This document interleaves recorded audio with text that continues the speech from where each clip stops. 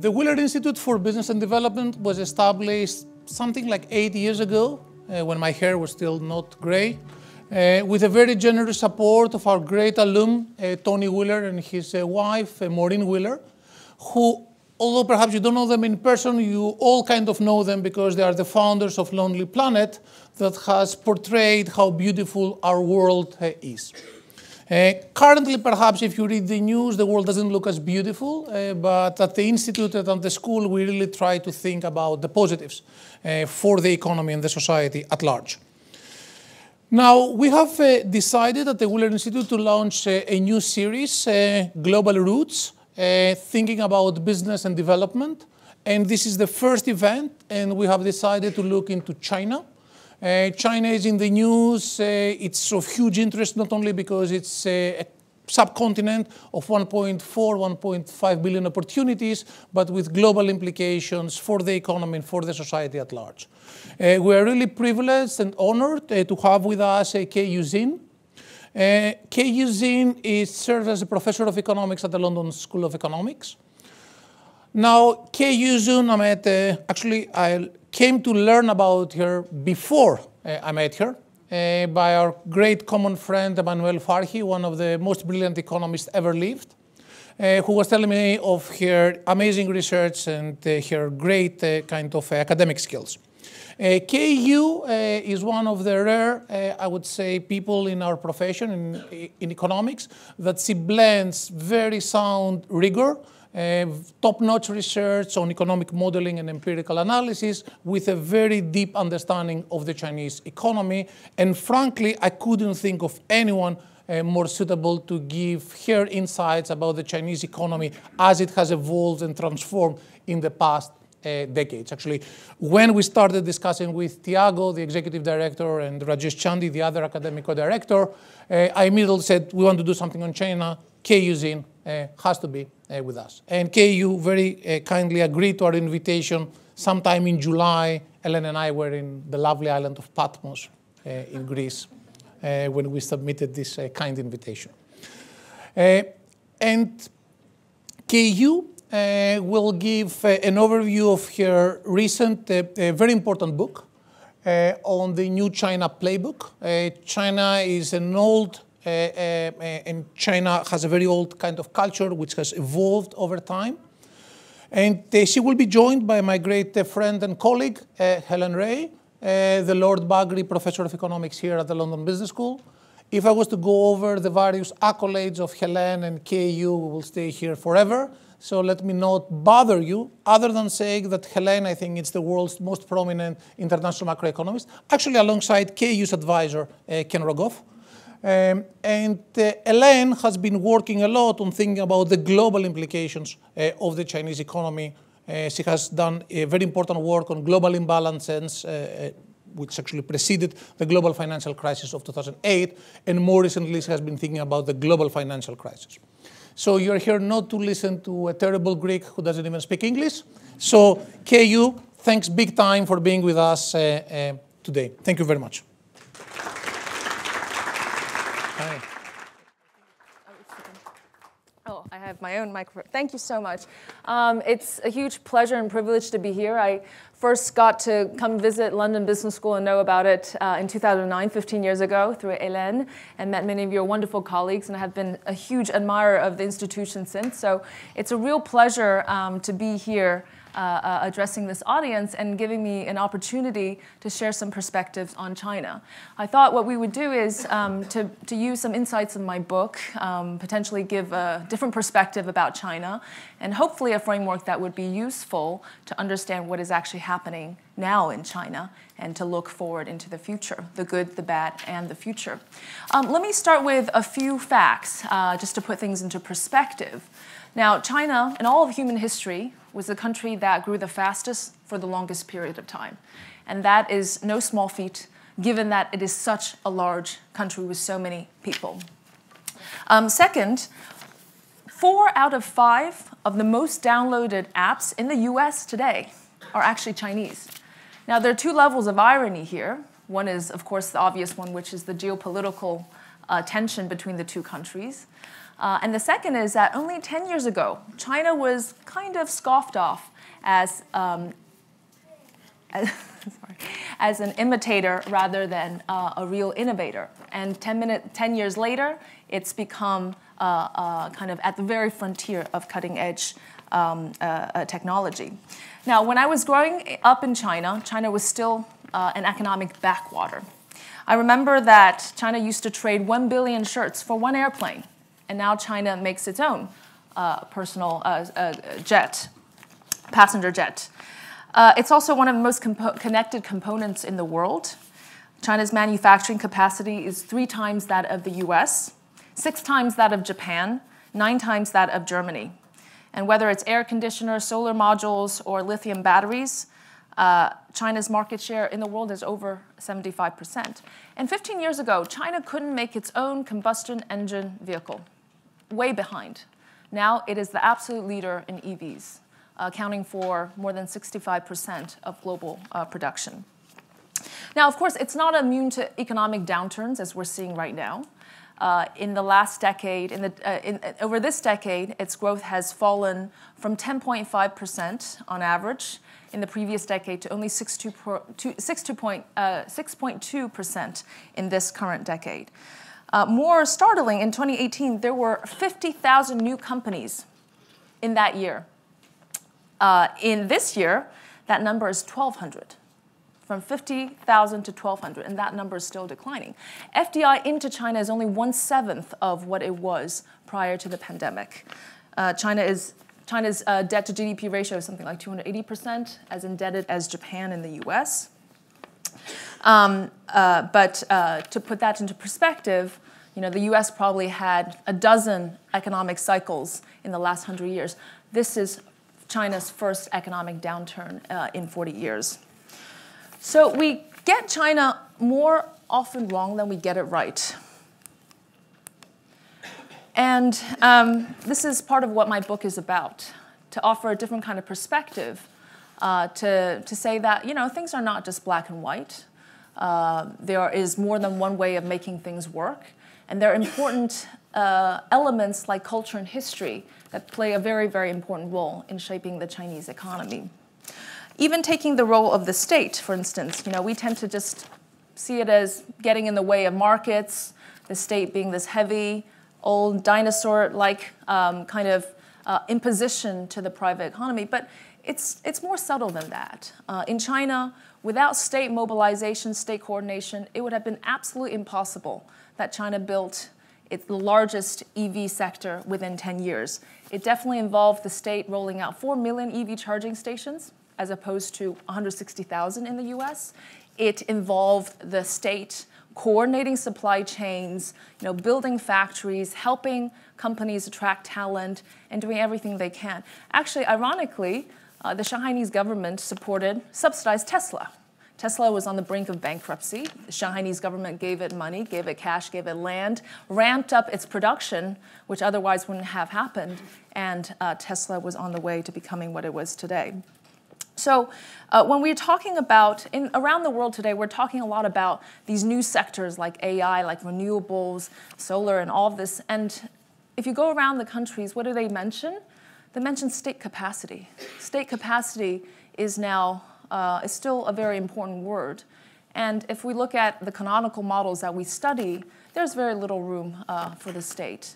Now, of course, as we'll discuss in this talk, there's a bad and the good, and it's a mixed picture. It's a subtle picture, but we simply cannot dismiss one thing as right or wrong.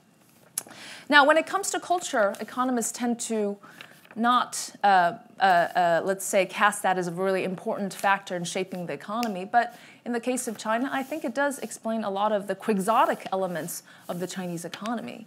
Now, for one thing, let's take the fact that somebody who lives in Beijing, who's earning on average 1/5 of the income of someone who's in San Francisco, can afford a house or a flat, or apartment at the same prices. How does that actually happen?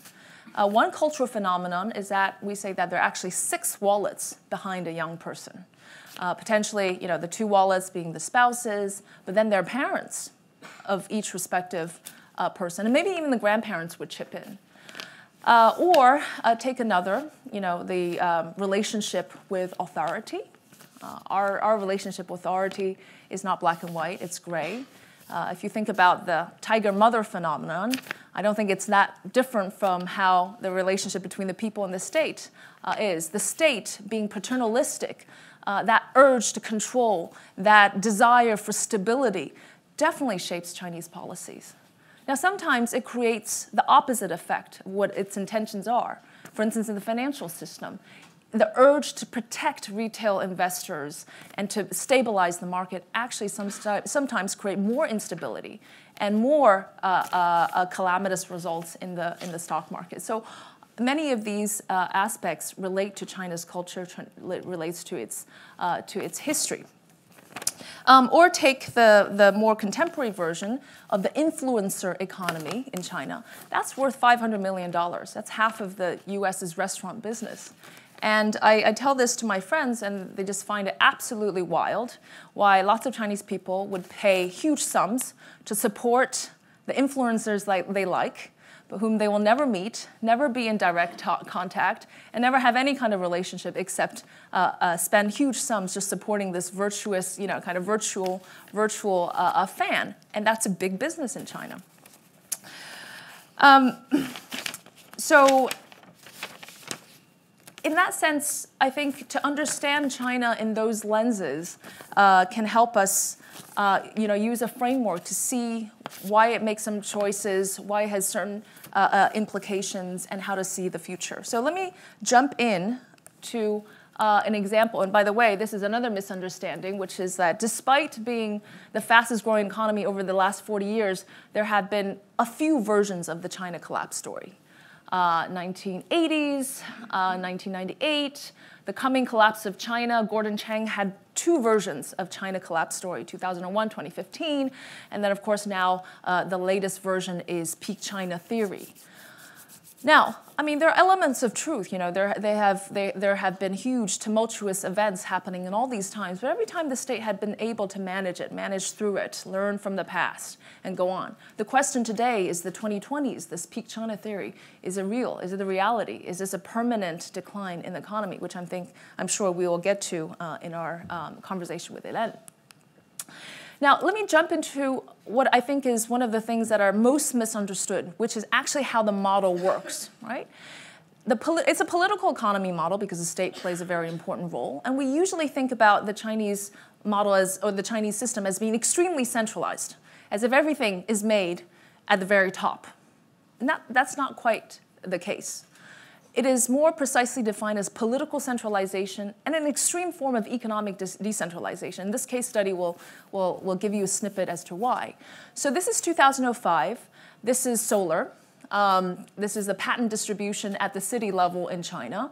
And you can see it's pretty much a desert. This is a heat map where red represents the top red means that there's a particular city has between 1,000 to 2,500 new patents, solar patents per year. This is 2005.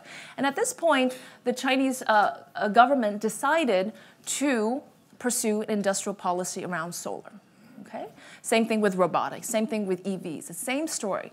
But it was rolled out in different cities over different periods of time. And it was up to the city level government, local government, to decide how much to do, what to do, and how to do it. All of this are very, very important details, right? So the center sets the direction, but really pretty much everything is implemented at the local level. So that's 2005, and of course we knew that there was a solar boom after. Now, this is 2019. Even by 2015, 2016, this map would look very similar. You can see that, first of all, this is solar patent, so solar innovations. Same thing with production. It's spread over lots of different cities, right? It's not concentrated just in Beijing, Shanghai, Shenzhen, a few cities, but all over China. And what's more, the ones around with the black lining are the cities that had pursued this industrial policy, and they tended to have more solar patent innovation achievement. So you can see that there are quite a few cities, not again just in Beijing, Shanghai, but really pretty well spread out, that has achieved between 1,000 to 2,500 new solar patents per year. And you can identify the causal effect of some of these industrial policies implemented on the impact. And I think this is a pretty convincing a map. If you look at EVs, it's the same thing. It was first started with maybe a few cities, and then 13 cities, and they were rolled out to 80 cities. And over this period of time, China made huge strides in EVs, robotics, same picture. Right? So now with any model, there's of course benefits and costs. So in order to evaluate the whole, the rationale behind the model, you have to measure both. And we'll come back to the costs. But this is a very, very potent model when it comes to scaling up, when it comes to jump-starting new sectors, new emerging strategic sectors, which is China's focus right now. And a lot of that has to do with the local government model, which we call in China, the mayor economy. It's not just the mayors, it's the party secretaries, but the local governments. Okay, so how does this work? So on the top, you have the central government.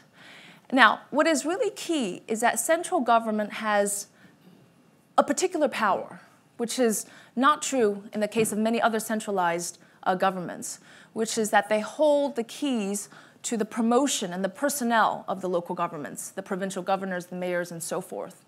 The local government is usually measured against some objectives. Now, in the most part of the last 40 years, it was just GDP growth.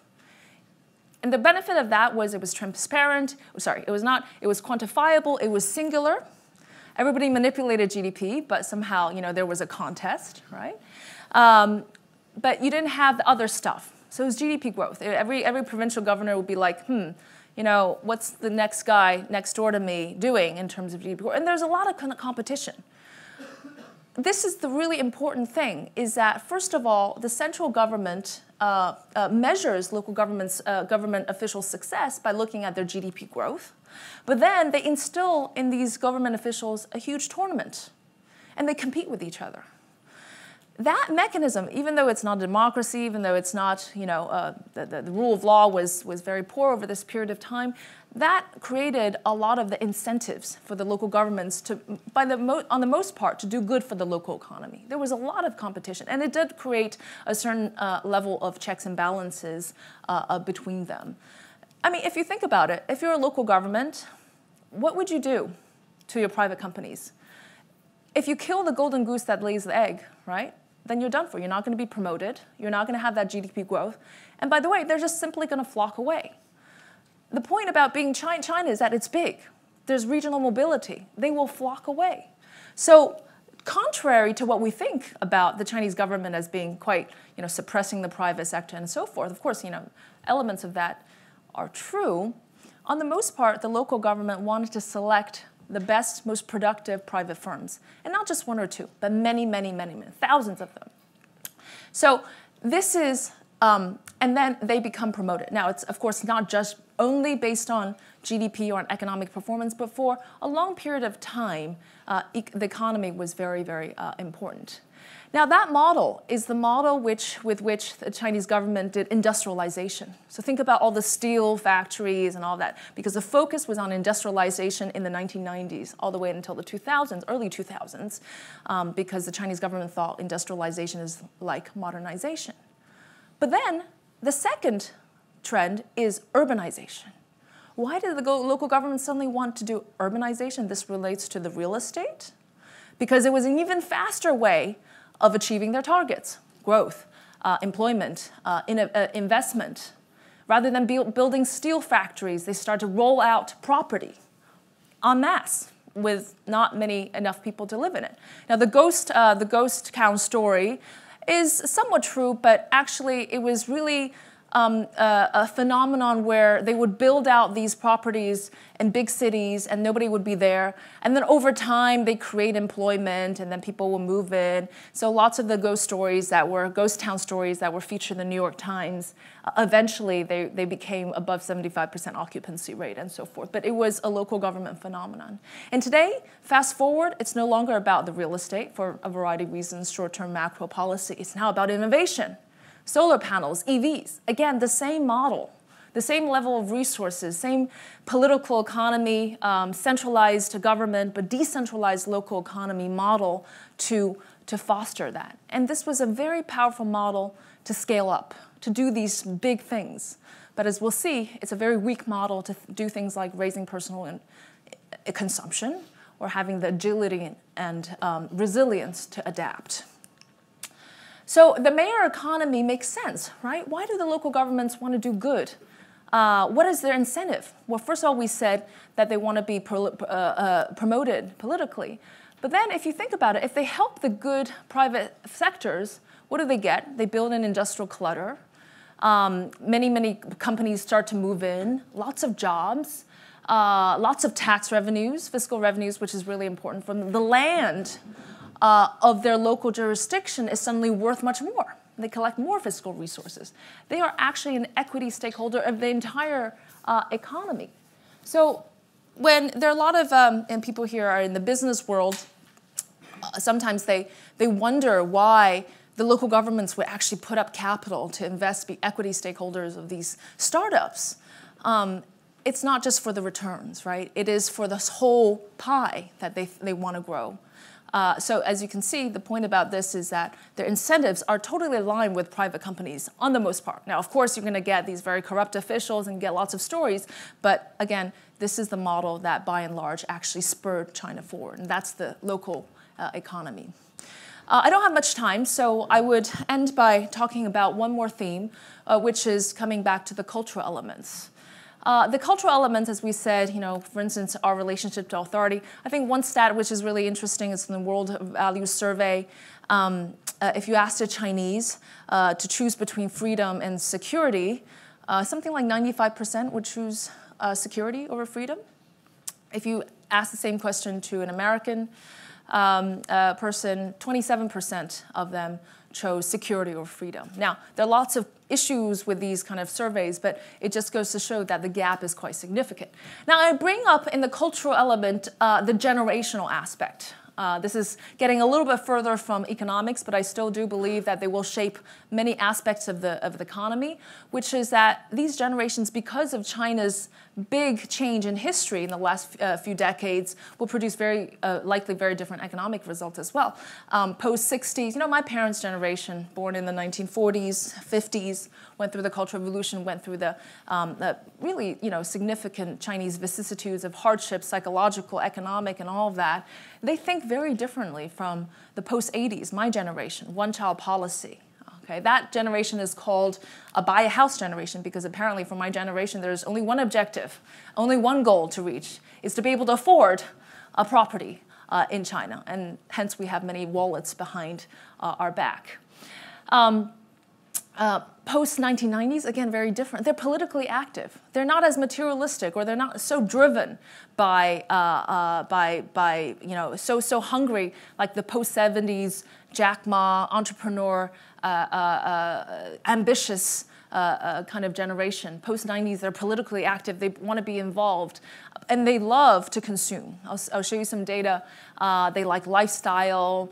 They're self-confident. They're actually very proud of China. That's a very different generation from those born in the 1960s, 1970s, when China was still a very eager learner in the world economy. Very kind of seeing what it can accomplish, very humble still at that point. Post-2000s, actually also politically different.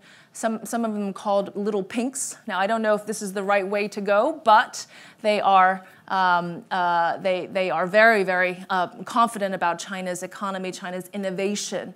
Now, we might want to review the surveys after the recent round of economic downturns, but just to show you that very risk-averse, high savers of my parents' generation compared to the consumption generation. So for instance, compared to post-80s, comparing to before the 1980s, despite earning much less than the previous generation, they spend 22% higher per capita expenditure. Okay, they spend more. 60% higher on clothing per capita, 19% more on food, and contributes to 65% of growth in consumption. They account for 85% People who are aged 35 and under account for 85% of consumer borrowing. Their average debt is 2.5 times more than their older generations. They're also socially conscious and open, right? This is where I think there's a lot of positive aspects of the new generation, where it's all about values now, right? The previous generation was all about being hungry. The Foxconn workers that were opting for 3 shifts per night. Now the new generation is about, values, social equity, the environment, and that obviously connects much better with the rest of the world, unlike the previous generation that was flooding, apparently, European American markets with their stuff, the stuff that they were producing day and night. It's also a golden era for women, at least from these statistics, because of the one-child policy. Every girl was educated in the same way as every son, which was not the case before the one-child policy, because sons got educated first. So you can see some of this in the numbers. Whereas 15% of those born in the 1960s showed female leadership. This is, I think, data from public companies. 34% for those in the 1980s, and 42% for those in the 1990s. So it definitely gave an opportunity for women. Okay, I'm going to skip that. And lastly, I just want to say that to put everything into perspective, even despite the recent downturn, there's still a lot of potential, right? There's 900 million people living under $300 a month, apparently. 176 million migrant workers who, from some estimates, with proper social protection, can unleash at least 1 trillion RMB of additional consumption every year. They spend only 1/3 of what an equivalent urban worker with the same earning do right now. Only 1/3 because of the lack of social protection. Service sector, 47% of total employment and 50% of GDP. These numbers should be around at 80% in advanced economies. And TFP, depending on how you measure it, 20 to 40% of US levels. Now, if we look at countries that have leveled off their growth, whether it's Japan, South Korea, Singapore, etc., they have reached already 70 to 85% of US TFP levels at that time. So a lot of potential to grow. The question, as I'm sure we'll engage in the questions, is what does it take? What does it take for China to keep on growing, or is it really peak China now? So let me end with going towards the future. The future, or how we can explain about some of the change in the last few years, is about shifting objectives. The objective function has changed. As I told you, for a long period of time, the singular objective was GDP growth. That is no longer, and that has been no longer the case, has no longer been the case in the last 10 years. You have a mix of political loyalty, you have a mix of social issues, the environment, which is of course welcome, national security. You mix that bag into the objective function, and there are trade-offs. And it's much more difficult for local governments to, or they can have very conflicting conflicts, or maybe a lack of incentive to do certain more, push for certain economic objectives. So the objective function has changed, as well as the development from industries to tech and innovation, which is, again, the biggest theme in China right now. It's all about pursuing high-tech innovation at all cost. And so this leads me to think about, in conclusion, to say that it's almost like an Olympic gold medal model that China pursues. There's a lot of similarities between the national pursuit to maximize its potential for Olympic gold medals as there is in its development model. Huge national resources, a whole of a nation program that links, all parties, from governments to private sector to the universities to athletes and all of that. Huge amount of personal sacrifice, okay? And in the end, also a huge amount of national motivation and exuberance. That is the Olympic model for China, and this is there are a lot of similarities with the developmental model. In that sense, as we look towards the future, is this really a replicable model in other places? Probably not. But I still believe that there are lessons of wisdom from the China element, even though we can debate about some of this. There are distillations of its mistake. And as we see from the indebtedness, very much tied to the local government model, the obviously environmental toll and all of that, this is all kind of the two sides of the same coin. So finally, I hope that this offers a little bit snippet of a different kind of framework from a different perspective to help you understand China from the inside, potentially. And I hope that that would be of interest as people are open-minded to learning about this big country, second most important economy. And I would almost say that not understanding it or misunderstanding it going forward in this context of geopolitical uncertainties would be a very dangerous thing to do. So thank you very much.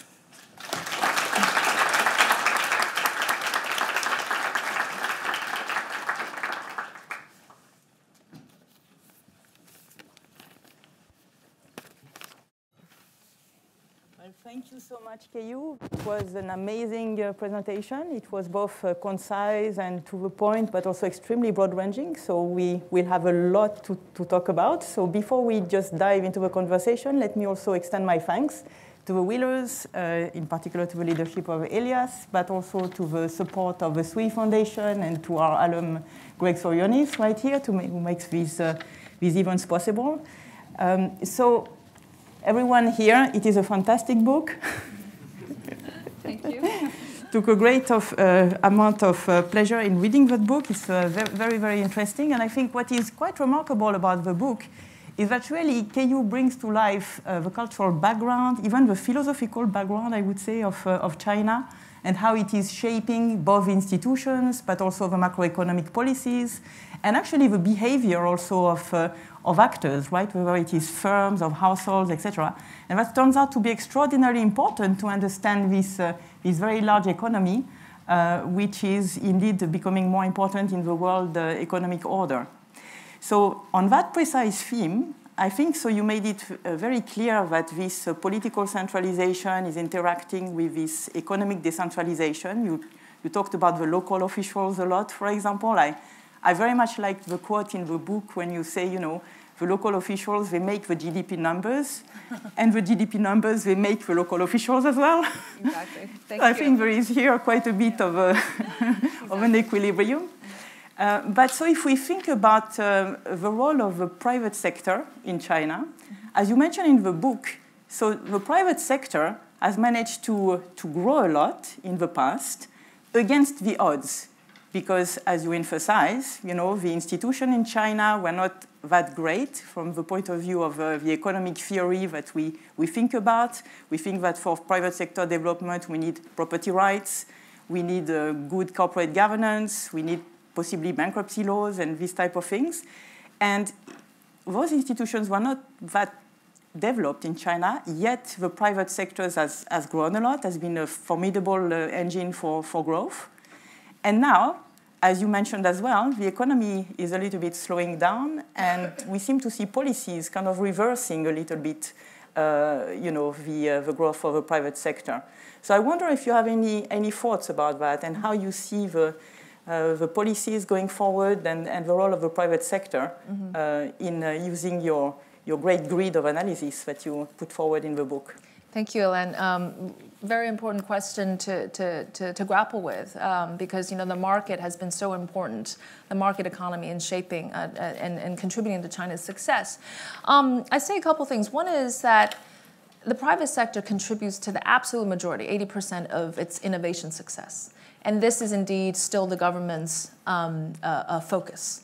It used to be that SOEs were tasked with the job of doing the national innovation. And obviously, they can't compete with the private sector. So I think in terms of realization, the central government totally understands how important the private sector is. But when it comes to reality, there's a lot of institutional constraints. And this is something that we have to appreciate in China. For instance, the financial system. Layers of banks and financial institutions where they have something like a list of companies they can lend to, big SOEs and things like that. And then when it comes to trickles to credit for the private sector, the real economy, it's little and the cost is very high. This is not the intention of, let's say, the political authorities, but this is the institutional constraint because China is dominated by a banking system and the financial system. And second, especially in economic downturns, This is where the SOEs and state banks start to play a bigger role. Just after the 2009 financial crisis, 4 trillion RMB of stimulus was implemented by many of the state players. And so they believe that they should take the responsibility of kind of pushing forward the economy. But also in downturns, this is where the private sector suffers the most.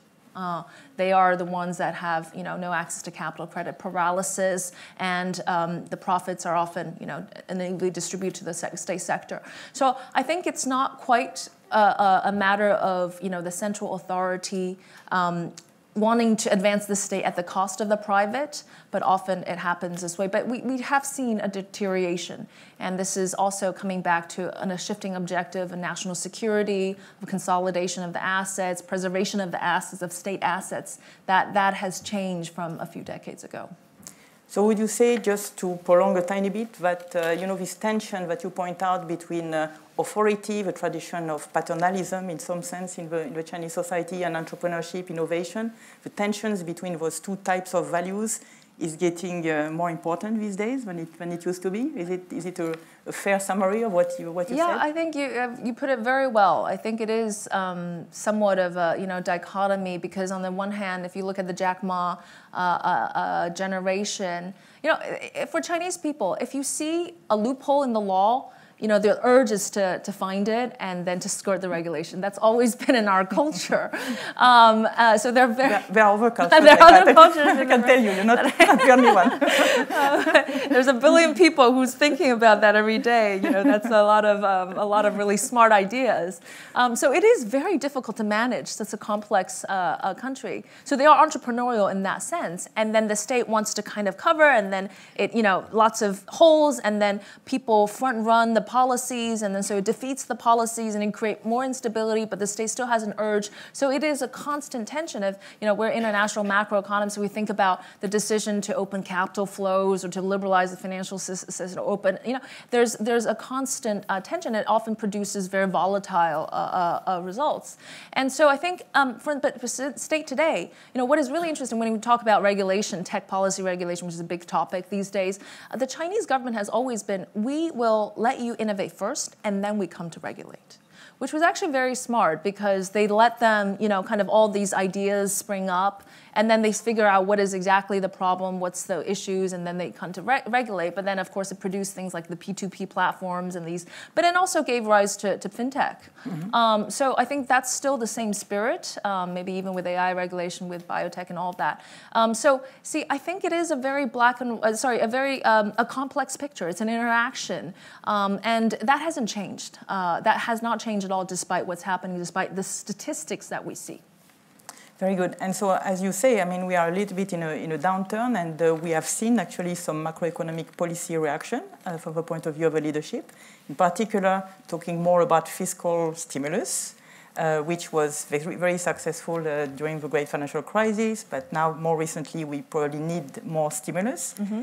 And so you mentioned this, this new generation who is consuming a lot more, actually.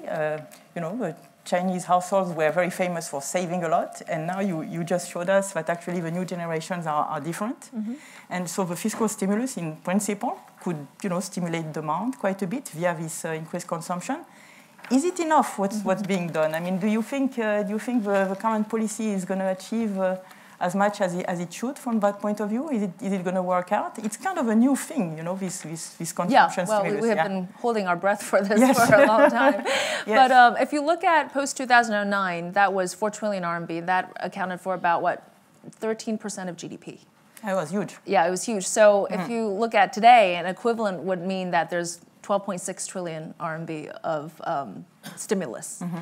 So I think 1 trillion is not enough. They spent 500 million on consumption vouchers, but there's a big gap. Real estate, probably 3 trillion RMB to deal with inventory issues, social security issues, another 800 million.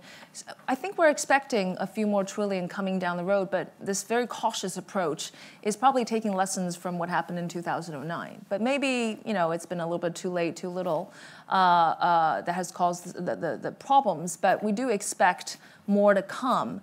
But whether they're useful or not, I think it's a combination of lots of different policies, fiscal, monetary, real estate, a combination of that. But really, it's also a confidence issue, right? I think confidence is what brought many of at least the valuations of the companies down, and some of the confidence issues, trying to hype it up again.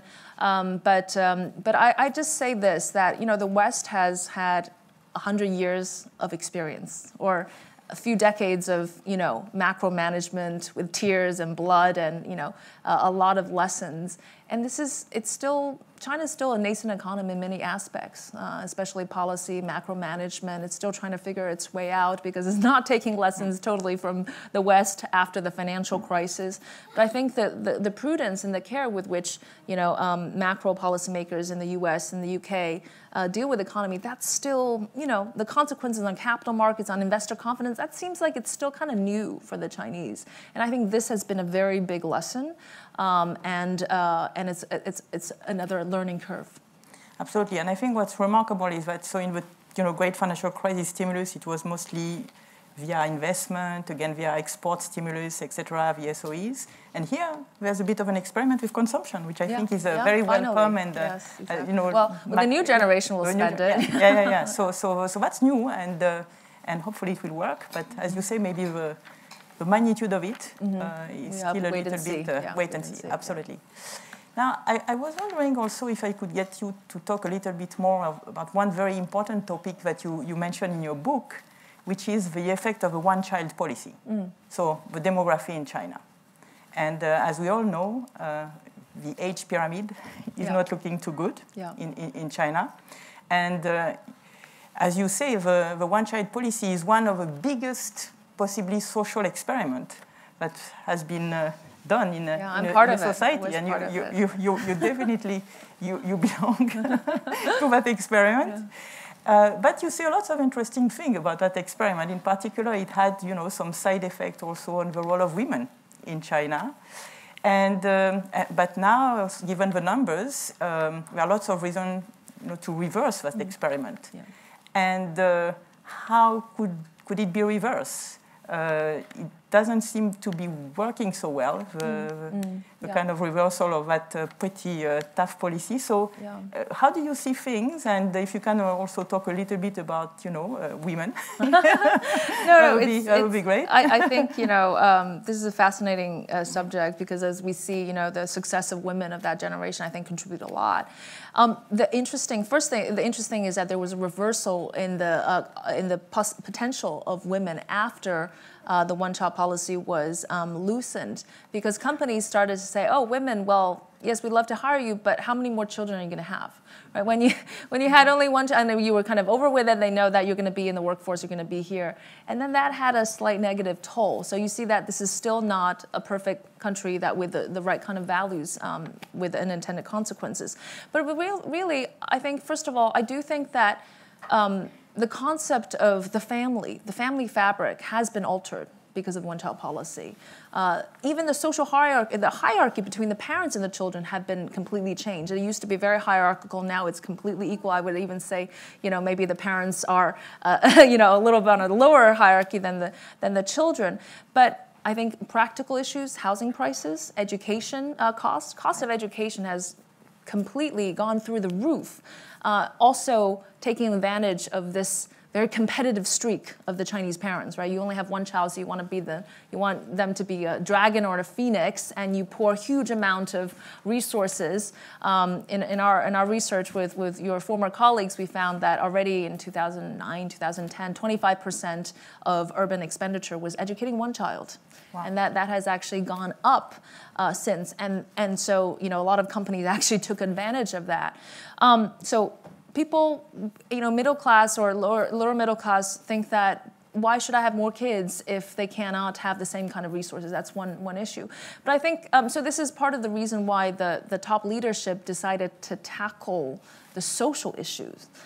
Again, I think part of the success was economic pro-growth policy was front and center for 40 years. And now it's become social issues, national security, and broader set of objectives. But I think ultimately it's on expectations of the future, right? this is the best indication that expectation of the future is no longer that rosy, not like the previous generations, which only saw their livelihoods go up and up and up. And so I think this is a very, very important indication, and it's a threat. But I think the government is also doing a lot to kind of try to do it. We will see what kind of policies work. I think that we can take lessons from Northern Europe, or the ones that maybe even from France, who have had more successful fertility policies. But there are lots of not successful these days, but it used to be. There are not many successful countries that have actually been able to do that. Cool, yeah. But we also have to remember, the vast majority of people are still living in undereducated, underemployed rural area. That is, we think about China as being Beijing, Shanghai, but the majority are there. And so even we think about, internal convergence, the massive, whether they can offer more jobs to these people, they can really, they still have a very different mentality from the urban residents. So not easy, but they're trying to do everything they can. And just to prolong a tiny bit on this, so we have heard a lot of reports also recently about unemployed graduates in Youth China. Unemployment. Mm-hmm. So that's a concern, and especially in those walls here. So is there any kind of policies you think that could alleviate that problem? It seems a little bit of a paradox in some sense, like the labor force kind of potentially going down because of demographics, and yet unemployed graduates. So, well, there are 25 million job vacancies in manufacturing in between now and the next 2 to 3 years. But guess what? All the people have bachelor, graduate degrees, right? One thing that caused a national uproar was when a master's student from the top university was lining up in a cigarette factory or becoming nannies.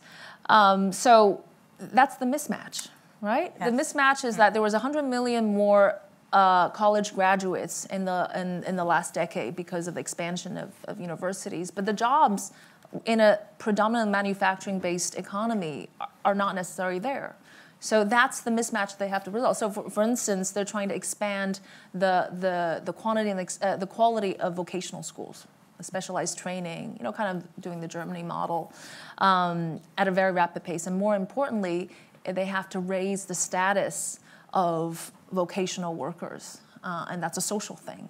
So I think they're doing that. And of course, there's some cyclical components to that as well, being, the young people being the last to be hired and the first to be fired, right? But it is a very central political problem or political issue for the authorities at the same time. Very good. And so you mentioned also in your presentation, you showed us all these covers with, the catastrophic financial crisis coming in China, and we've seen a lot of those over the years. But you also said, after all, these ghost towns, not really. Mm-hmm. So is it your assessment that this real estate crisis that we have read a lot about, the banking system fragilities, now a lot of expansion in the non-bank system as well in the past years, is it your assessment that this is all kind of blown up, and in some sense it's going to be fine? There's going to be a recapitalization of these institutions, and the real estate market is going to recover, or what do you see there? I think that, first of all, if you look at the ultimate demand, right, for real estate, I think that's still very high for the reason that urbanization is only 56%, not near where even way less than when Japan had a big asset price bubble, real estate bubble, and as we mentioned, the service sector and the rural area. And everybody wants to own an apartment, right? The desire to ownership is the highest in China, in the world, and everybody wants an apartment in a city which has access to social and education infrastructure. So I think and to quote some of the more cheeky kind of explanations of the status of the bachelor, you kind of have to have a property to show off in order to get married, and there are not enough women in China. It's a sign of social status. So of course everybody wants to have a property. Just take the Jane Austen. That's how it works in China, right? Jane Austen novel. So I think. The demand is there, but really the real estate transition, which the government wanted to see, usually in other countries maybe it takes 10 years. It was fit into 3, and so all of this with expected policies and shocks that created this problem. So I think if the government were to put in the resources and also to just give more confidence, and actually they're really silly things in China still. I mean, if you're a Beijing resident, you can't buy like a second home, and you cannot go to Shanghai to buy a property. And so one of the stories I told in the book is that it's crazy that my friend, in order to get a second property in Shanghai, actually convinced her parents to get a divorce, a fake divorce, so that her father can marry a person with a higher credit, so then they can buy a property just for her. I mean, they actually went through that. And so that's how ridiculous it was. In the first tier city, there were so many restrictions. So, let go of these restrictions. So again, the demand is still very much there. I think the banking system is still, with all these stress tests, seems to be still okay. It's not a system-wide problem. But of course, if you look at the model, the whole model that we described, that's weakened a lot, right? Because local government derived a lot of their resources from real estate, and they don't have that. They don't have the resources anymore to do the things that we said they were tasked to do. And so, if you look at innovation and renewables and all these new exciting technologies, they don't make up for the real estate gap, right? There's just not enough to cover, to kind of for jobs, for the GDP, or for fiscal resources. So I think in that sense, it will weaken China's model in that sense for some time. But I don't see a real big collapse in that sector in particular. Yeah, indeed, the local public debt has been growing a lot. And that's another trillion RMB of stimulus that's needed. Right. So from a macroeconomic point of view, that one is fairly big, actually. Yeah, it is very big. You're right. Very good. So I do want to leave some time for questions, but I would, I wouldn't want us not to talk about also our joint research interest, which is about, international currencies, international capital flows, international finance, and in particular, we kind of know that the leadership in China has been interested in the internationalization of the RMB and the rivalry between the US dollar and the RMB, and you talk about that actually also very eloquently in the book. So here, where do we stand? I mean, we kind of both know that deregulating capital flows, etc., is a very risky business when the markets are not ready, when regulation is not necessarily there. And at the same time, from a geopolitical point of view, there is a lot of interest these days in terms of competing against the dollar, setting up different payment systems, and all kinds of intervention in international finance. We see that with the dollar, why not with the RMB? So where do we stand from that point of view? What's your view on the internationalization of the RMB and the willingness of the Chinese authorities to push that further, the role of the central bank digital currency and all that? Where do you see all this going? I mean, this is a huge project and ambition for the Chinese government, international, but we have to also look at the realistic reality and the constraints of that. It's true that I think it was 1% to 2% of international payments settled in RMB, less than 2%, very small in 2013. Now it's about almost 4.6% or something like that. So there was some increase. I think trade invoicing denominated in China went from pretty much 0 to 25% within a very short period of time. So the Chinese government is doing that, and also the offshore, Hong Kong CNH offshore currency, pretty viable vehicle currency, is pretty active in the offshore centers, and so my view is that there will be little shocks or geopolitical shocks, for instance, or as Ricardo Reich's paper have shown, the swap lines as central bank that would increase a little bit of that number and usage of international, RMB denominated payments, but it won't be major, right? It won't be enough to really make China's currency a truly reserve currency that can at least compete with the U.S. I think very, very little competition there, because I think part of the reason, an obvious reason, is the financial system, the lack of depth, breadth, liquidity. If you look at the size of the U.S. Treasury markets, right, really massive. a lot of it's not just about trade, international borrowing and lending denominated in dollars. It's difficult. What are you going to buy Chinese assets with, right? Especially now, but also so that I think it's also a financial center, financial system issue as well. But yes, the Chinese government is still pushing ahead with central bank digital currency. I think they are actually making quite a bit of progress. So I believe that some of these consumption vouchers, in order to kind of stimulate the usage of that, will be done through there.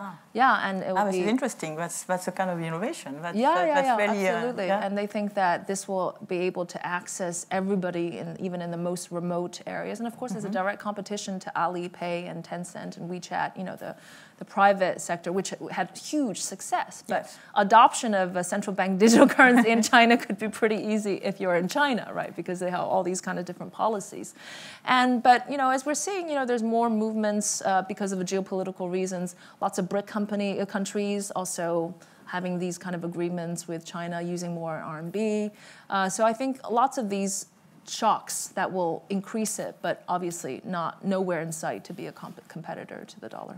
So a slow progress, process, but still moving. Yeah, still moving. Definitely a policy will to go further. Yeah, definitely. Well, thanks a lot. So I think that was really super interesting. All these points that you are making, and I think now is a good time to open up for questions from the audience, if you are any, because, yes, I can see already. Because I have a lot more questions, but I think it would be really selfish of me. So so that's the first question. Here, if you could introduce yourself, and maybe we take 2 or 3 questions at a time, so that... Out of data, you say that the Chinese stock dropped down for 98%.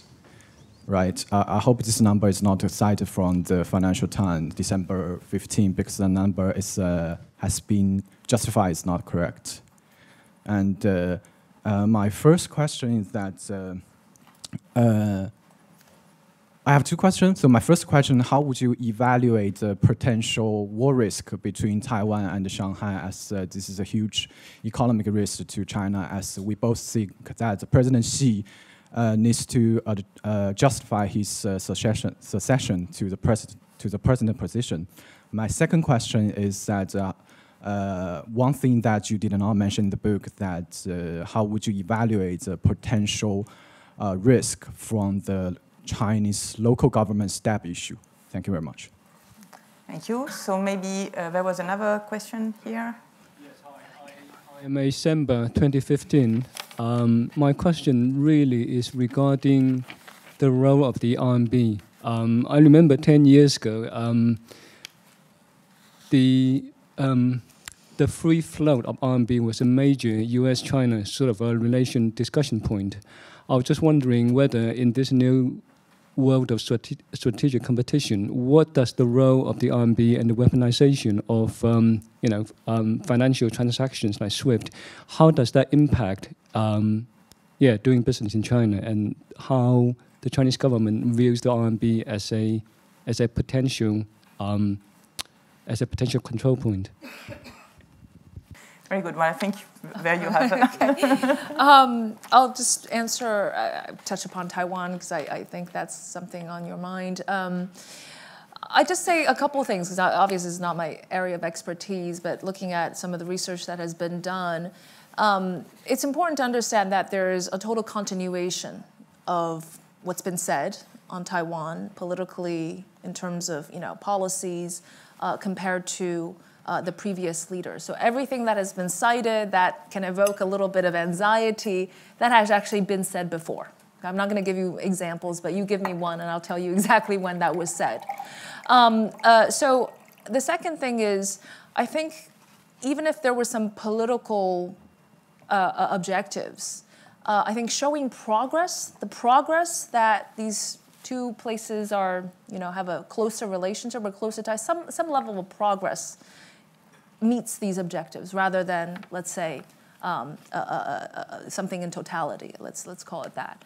And lastly, I just say that don't underestimate, how much Chinese people value peace, right?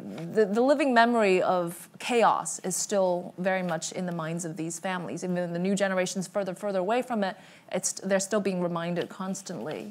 The one-child policy, this generation of, let's say, soldiers, they're only child, take that into account. And also, don't forget that there are a lot, for everything that's been highlighted in the Western press, there are a lot of things that the Chinese leaders have said that have not been pointed out or stressed in Western media. For instance, in the Davos speech, our premier said, "We will not tolerate conflict in the region," I think is also very important symbol. So in my view, also from the lessons from the Ukrainian war and all of that, I think don't forget that of many of China's goals, China political authorities' goal, it's not just one thing. It's a multitude of things, among which is to be the largest economy in the world at some point. And how to get there, they obviously take all these factors into consideration. I think the weaponization of the dollar, as we mentioned, is a complaint of many countries around the world, and there has been, among the BRIC countries, as I mentioned, among the developing world, they're much more open to other options. So as I've already said, these will push the numbers, the utilization of RMB a little bit more up, but I don't think it's going to completely change the status of the RMB in the short term for all the reasons that we have mentioned. But it is a key reason. Now, I don't think there's any chance that China can reach a 6% growth in the next couple of years. Actually, if Hélène's question is how much fiscal stimulus do you need to reach 5% growth, that would probably in 3 times what we're seeing now. So I don't think that's necessarily, and it's also a macro number. There are lots of other numbers that are indicative. I think the Chinese government are looking at their fiscal revenues, for instance, and there's nothing to hide behind that, right? So, but there has been a shift, as I mentioned in the end, a shift of objectives in the recent past. So you can see clearly the political authorities saying economic growth per se is not the only thing that matters. It's not the quantity of the growth, it's quality. And so these are all the right words, but whether the impact is exactly what they predicted, I don't know. But I don't think they're necessarily going after strict numbers, but of course you need the numbers to support the employment and the social stability, which is as important now as ever in economics. Yeah, next round. Very good. So I think in that corner we have several people here. The mic is coming. You can introduce yourself and. Okay, so we have here and then here. Yes. Please. Yeah. Thank you. Hi, my name is Han Ping Wen. I'm the second-year MBA student here. Thank you so much for delivering a great speech and answering all those questions. I used to work at a Chinese banking SOC pre-MBA, so I also know something about the system. But I want to ask you, in light of the recent stimulus to the Chinese economy, and targeting the real estate as one of the segments of the stimulus package, do you think that it's enough to tackle the structural change within the Chinese economy? And then also, do you think that given how the political measures or policy measures were always 2 or 3 steps behind the development of the market, the social contract for the government in the role of economy should change from being the leader to more like a police or a stimulator of the market. So setting the boundaries rather than leading proactively. Thank you so much. That's really safe. Yes, please. Okay, yes. Prompted as well as if this is working. Yourself, please? I introduce myself. Okay. My name's, Dr. Nicholas Howard. I work on essentially, let's say, at the borderline between politics, philosophy, and history, but focusing on East Asia, kind of primarily Japan, but also historically some Chinese ideologies including Neo-Confucianism, both kind of from China, but also influencing Japan. My comments obviously flow from that bias, so forgive me, Keyu, if I may. Basically, I'm kind of prompted, but also tantalized by your subtitle, right? Beyond Socialism and Capitalism. I think, and kind of... question, because we... Yeah, I'm getting to it, don't worry. Okay. Because... focusing upon the forms of political economy, I think it's interesting to look at what, traditionally it's kind of like private-style capitalism versus so-called command Soviet-style economy or Stalinist economy, right? But I think what's interesting about both your work, but also a tradition of political economy that's implicit in kind of what you say, but isn't there, I'm kind of interested to know whether you know a lot about a German / American figure called Friedrich List. He had in the Japanese political economy literature, from whether implicit in Chalmers Johnson's Locus Classicus in 1982.